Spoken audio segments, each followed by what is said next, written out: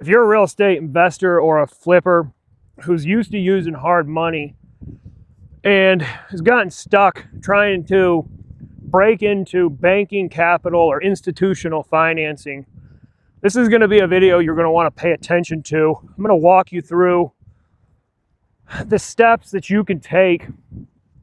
This is probably the number one comment or feedback that I get from people is making the switch from private money or hard money into institutional financing.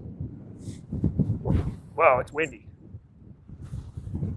It's a brisk fall day, baby. The main thing you have to be mindful of going into making the switch from hard money to institutional financing is really a mindset thing. I think Tony Robbins says business is 10% tactics and 90% mindset. And the older I get, the more I realize how much truth is in that statement. And the same thing applies to going to a bank, walking into a bank and saying, hey, give me $1 million, baby. I need to finance this deal. A lot of that comes down to your confidence. And the confidence to do that comes down to your preparation. I mean, when you're dealing with hard money, those guys require very little. When you're dealing with private money, it's probably your aunt or your mother. You don't have to provide much in the way of documentation. It's not like that with a bank. There is some red tape and hurdles, but man, the benefits of having a good banking relationship far, far, far outweigh the hurdles you got to sort through. So mindset is number one.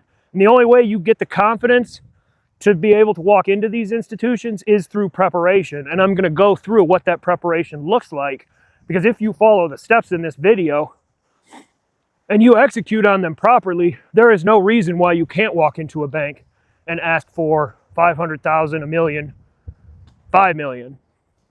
Follow these steps to gain the confidence that you're going to need to be able to walk into these banks, because the first step is to get control of the land. You have to control the land, and you do that through a contingent contract. Because what a contingent contract says is, I need a little bit of time to see if the local city or municipality is going to let me do what I want to do on this piece of property. And if you structure the contract correctly, you might buy yourself anywhere from 60 to 120 days. And that gives you full control of the land, because while it's under contract, the seller can't sell it to anybody else. And you have time to do all of your due diligence and see what your options are on the piece of property. This wind is distracting the hell out of me. After you know that you can do what you want to do with the piece of property, you are going to use that land as your equity in the deal.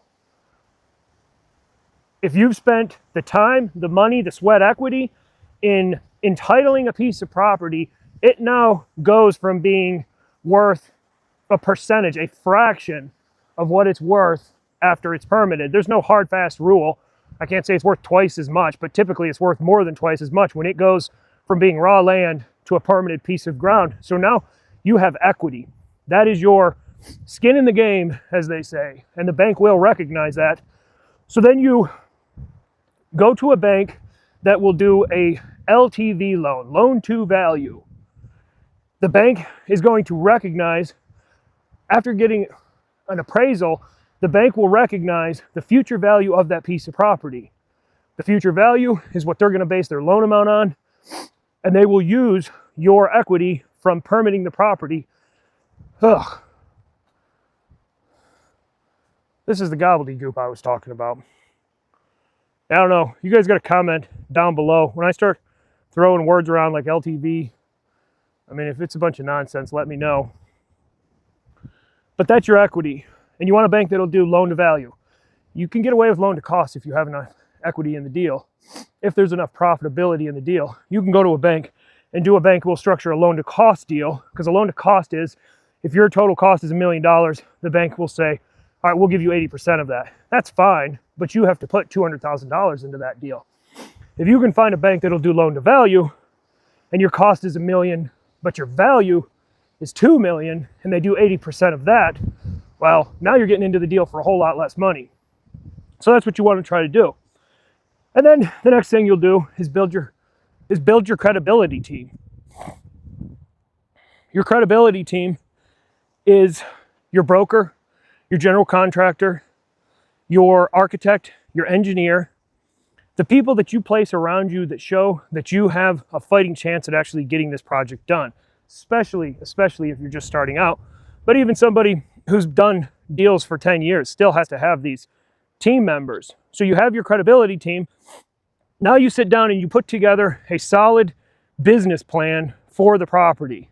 The business plan should include what your purchase is, what your construction is, what your exit plan is, exactly how the bank is going to get their money back.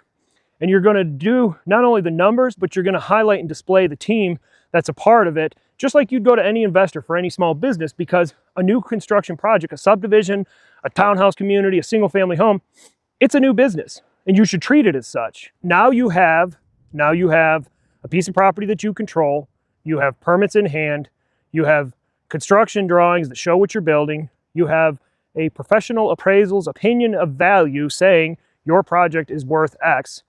You have a professional business plan that you've put together that shows how the bank gets their money back. Then you walk in there with your chest puffed out, you sit down with your loan officer and you blow him away with how prepared you are because you've done your homework, you've done your due diligence. Banks get calls all day long from people with harebrained ideas. They don't care about your idea. They don't even care that you have a piece of property under contract. Until you have everything that I just went through, don't even call them. Don't waste their time, because you will be wasting their time if you call them if the other steps haven't been taken care of. It sounds complicated, and that's because to a degree it is, but like anything else in life, it's like an elephant and you eat it one bite at a time. If you could use help with anything that I'm talking about here, then go in the description of this video, click a link. It'll take you to a video where I go through how I think I can help you. And then you'll be able to schedule a call with me and we can have a conversation. And maybe we can work together, but we'll make that determination on the phone call to see if you're a good fit for what I do and if you have the ability to actually execute on these type of projects, because they're way more complex than fix and flip and they're way more lucrative. I hope this was helpful. I hope you got some value out of this. If you did, subscribe, like the channel, all of that. See you in the next one.